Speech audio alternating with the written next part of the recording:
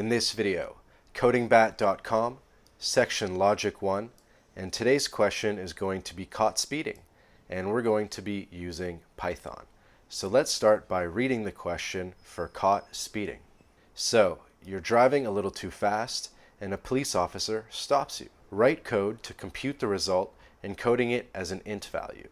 0 for no ticket, 1 for a small ticket, or 2 for a big ticket. Now let's get into the conditions. So, if speed is 60 or less, the result is 0. If speed is between 61 and 80 inclusive, the result is 1. If speed is 81 or more, the result is 2. And this is unless it's your birthday. On that day, your speed can be 5 higher in all cases. So let's talk about some important things.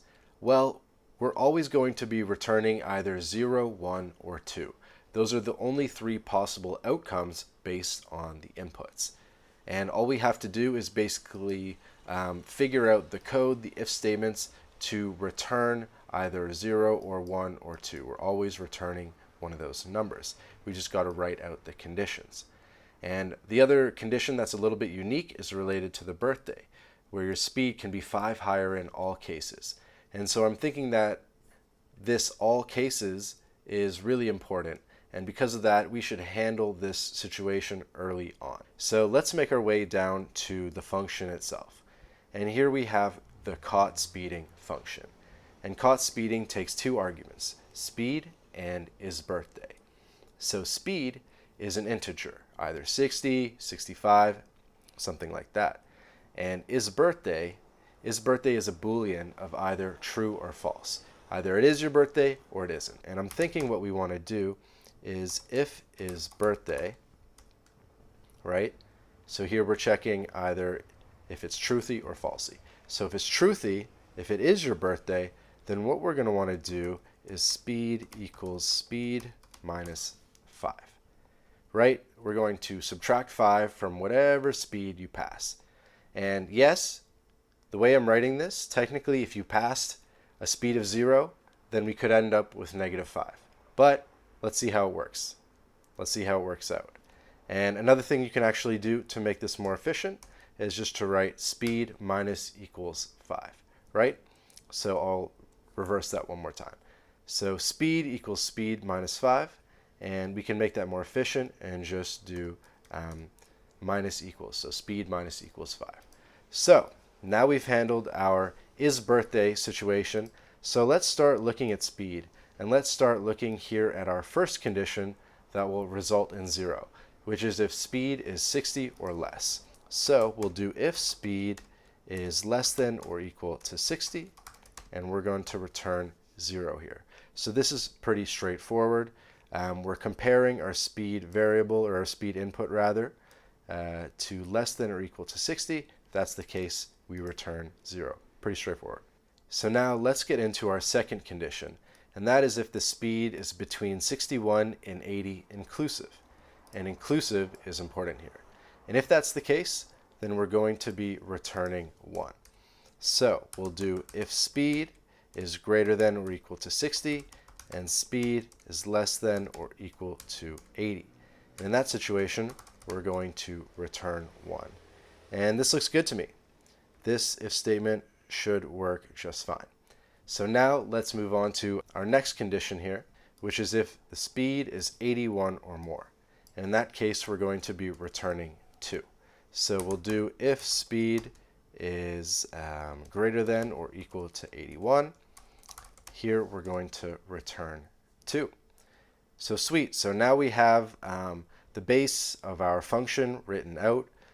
We are going to be returning either 0 or 1 or 2. So we have our return statements here, our if statements here. So let's run this for the first time and let's see how it goes. But before I run it, I think it's worth noting that we know that this function is not 100% efficient. It could be written in even less lines of code, and that's something that we're going to do. We're going to optimize our code after we've run it and made sure that it works at a base level. So let's do it. Let's click go. And boom, all conditions are met here. Sweet, so now that we know we have the right answer, We have our perfectly working code with all tests passing, everything correct.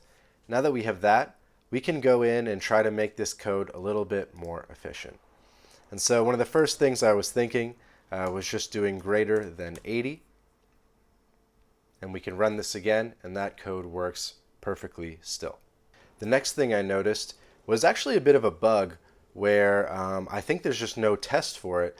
But here I have speed being greater than or equal to 60, but it should actually be greater than or equal to 61. So I'm going to want to switch that to 61. We're going to run this again, and all tests pass again. So now that that situation works, we can actually do the same thing again, and we can do if greater than 60. And we can run this again, and this works again. And I find this more efficient to just have greater than instead of having the greater than or equal to, if you can get away with it. All right, so now the next thing I want to do with this code is actually something much more significant. And I think we can get rid of all this code here, these 4 or 5 lines of code, and boil this down to one statement, to one line of code. And the reason I think we can do that is because we're either returning 1 or we're returning 2. So it's a bit of a Boolean in that sense, right? If the number is between a certain range here, we return 1. If it's outside that range, we return 2. So I'm thinking that what we could do is take this if statement and do return 1 if the speed is within this range, else return 2. And since this would work as one line, then this would work as one line as well. So we could do return 2 if the speed is greater than 80, otherwise else return 1.